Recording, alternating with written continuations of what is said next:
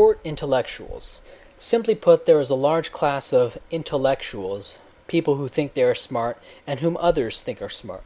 However, these people cannot earn as much money from their intellectualizing on a free market as they would like.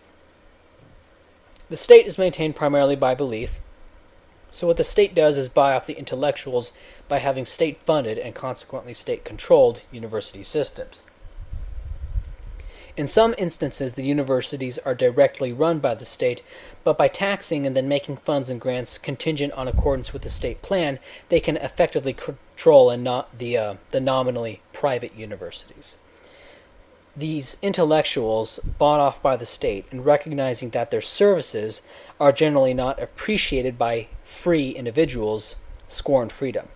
Thus, they claim that the masses wouldn't be able to have education without a state, and the value knowledge bestows to society is of such a diffuse manner that it wouldn't come to pass on a free market, because firms are only interested in profit. Now, because research that provides value to people does and would occur on a free market, including basic research, which I give superficial treatment in a later section of this book, and recommend the in-depth analysis of Terence Keeley, who I am indebted to. I do not consider engineers to be court intellectuals. Right? What research doesn't happen on a free market is mainly in the social, quote, sciences, close quote, which I contend is on net a negative, because court intellectuals spin extremely intricate tales to support the state that have apparent plausibility even at depth.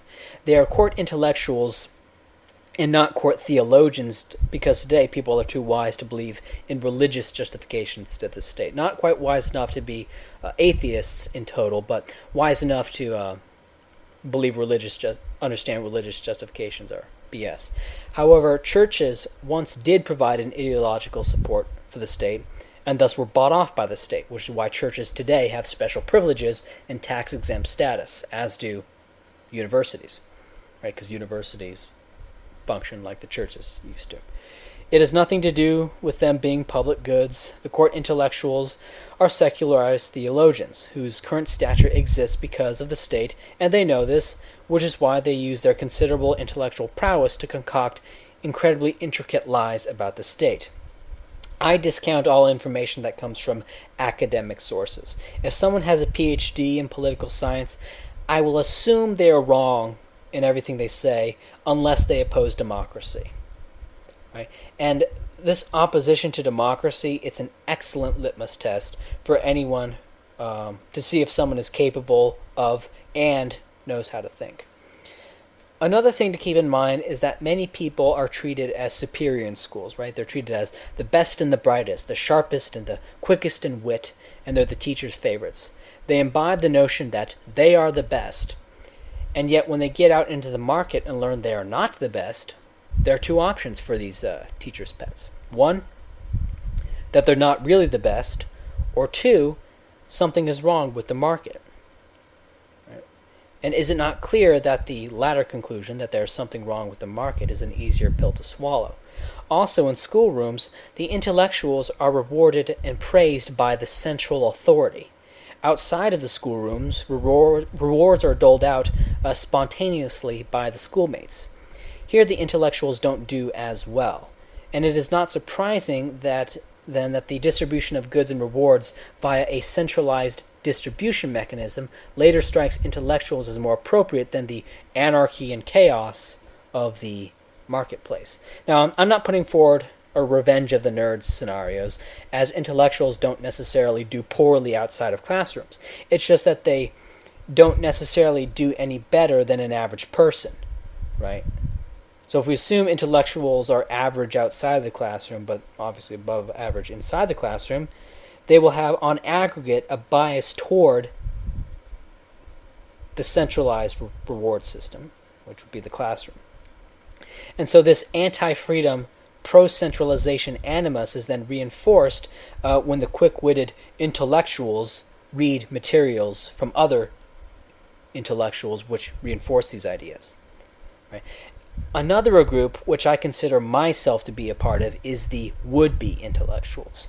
That is, people who constantly disagreed with the instructors, and hence out of a lack of motivation and the capriciousness of the teacher didn't do as well as the other intellectuals, right? And I hypothesize that these people learned to develop a bias against centralized planning and rewarding, and that these people are disproportionately libertarian. Now, this is not a deterministic law, right? Not all who did relatively well in the classrooms and did relatively poor outside of the class is bound to become a Marxist, right? But it influences each individual, right? And it manifests over the millions. Though we can generalize this principle, people don't like losing status. A school's criteria for status is different than the wider world's criteria for status. To the extent that the individuals will lose status upon leaving schools is the extent to which they will resent the modes of society relative to the modes of school. If they do better once they leave the school, then they're going to dislike the school, right? And perhaps that's why I dislike school so much. And the more different the marketplace is from the school, the more the intellectuals will resent the marketplace. And this explains why intellectuals prefer the more centrally planned structures of production in Western Europe to the United States and Australia, which are more market-like. Unfortunately, these people are perfectly suited to political debate and are able to persuade many non-intellectuals, for example, Hollywood types, of central planning. The only class of people who can stand against the intellectuals, I believe, are the would-be intellectuals, the rejected intellectuals who never developed a penchant for centralized authority because it never rewarded them. Right? They experienced firsthand how centralized authorities have the ability to institutionalize and deify falsehood. The schools, however, are artificial. They come from a belief in the state which makes them mandatory and are parasites off of the productive world. The productive world does not need state education camps, but the education camps need the productive world. The productive world preceded the education camps just as it preceded the state.